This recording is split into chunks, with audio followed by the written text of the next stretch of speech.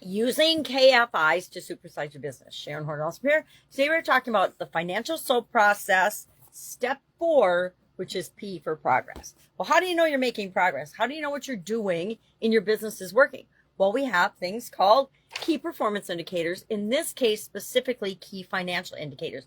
Each department, each division of our organizations tends to have their own key performance. They're key measures that they watch and look at and track to make sure that they're moving their efforts in the right direction.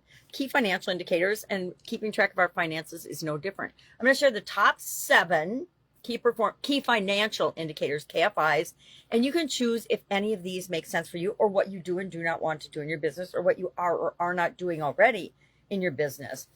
But they're the main ones when we're looking at an area of our business that we're trying to improve. We have to pick a couple of things we want to measure to know if the actions that we're taking are having an effect or not. Sometimes they're moving us forward. Sometimes we're staying the same. Sometimes they're actually moving us backwards. So we need to know what's going on.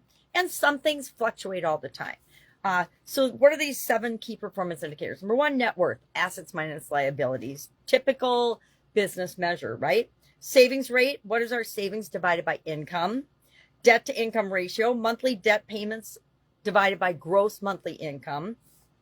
Cash flow, income minus expenses. Again, another classic business measure.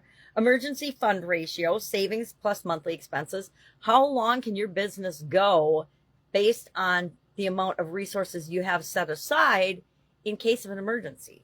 And if you don't have one, I'm going to say start building one today. 6 is investment growth rate, and 7 is recurring revenue or passive income. Why do we want to keep track of those? Well, of course, it makes sense. Depending on what our goal is, we'll determine which of these key financial indicators we're looking at. Most businesses I know look at all of these things in some way, shape, or form. And they've automated the processes to doing it so that the numbers are calculated and fed to them automatically, and all they have to do is review them on some frequency. This is what I do because it is a time saver, and I don't want to do all the detailed tracking for each of the numbers that goes into these in order to look at, well, how are we really performing? And it's really important that we actually look at how are we really performing in certain areas, and are we moving ahead and meeting our goals, or are we staying the same? Staying the same means things around us are changing, and so we don't want to stay the same very often either. Or are we actually falling behind? We don't want to fall behind either.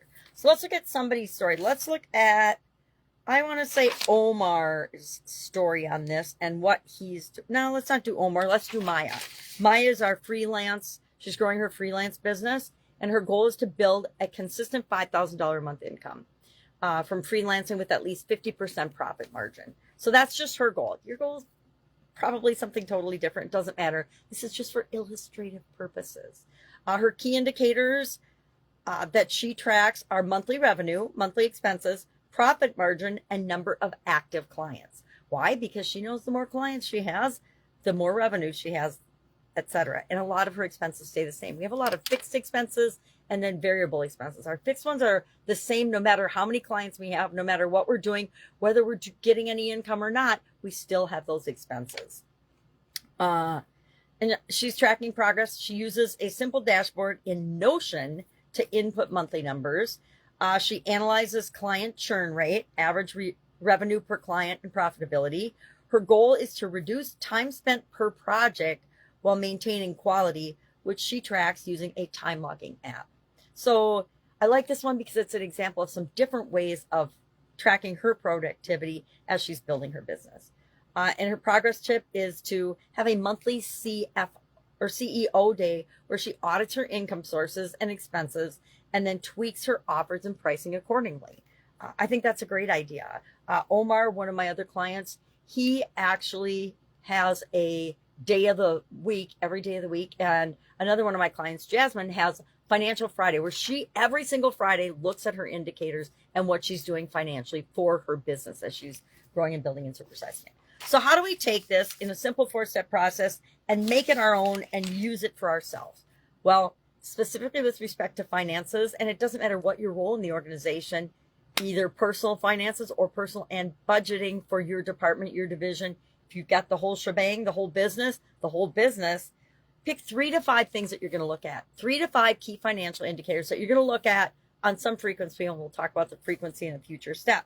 Secondly, use the right tools. Find tools and automations and way of making this easy for you to do so it's not a pain. Because guess what? If something's a pain, we're not going to do it. If something's easy for us to do and all we have to do is review the numbers, we're more likely to do it. So use spreadsheets, Excel, Google Sheets, whatever works for you, and find a way to automate getting those numbers in there.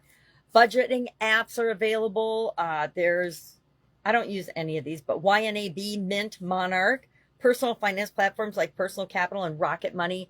There are so many tools available nowadays on our phones and on our laptops and on our tablets and on our computers that there's no reason to not keep this simple and do it. Third, we want to set a tracking schedule, meaning like Maya, we want to have a CEO day once a month or a CFO day once a month, whatever you want to call it. And we need to have a frequency at which we're going to look at something. We should put it, I'm going to recommend highly that we put it on our schedules. If you don't do this already, I do this because I know I need to. We need to actually schedule the time in to review and look at these things. So maybe it's like Jasmine and she has her financial Fridays, and every Friday at X time, she looks at her finances and makes sure that she's on track. And then fourth, visualize the journey of you achieving what you want successfully all the time. We should be, I contend we should be visualizing every single day the results that we want in the different areas and aspects of our life. And this includes finances as much as any other area of our life. So I would love to hear in the comments below what key financial indicators you're tracking to see if you're making progress with respect specifically to your financial goal or financial challenge that we're addressing with the SOAP framework this time. You can share others if you want to. I'd love to hear them because I think it helps us to learn from one another. But just share the one that you are using and are going to use for this particular run through the SOAP framework for finances. I am using, I'm creating an additional stream of income. So I am actually probably, I haven't done it yet, but I'm probably going to measure actual gross income. I might do profitability. I like profitability more than gross income. So I'm going to look at profitability from this stream going forward. All right. That's it. If I can help you in any way, hit me up and ask. Otherwise, have an awesome day, and I'll, of course, be with you tomorrow.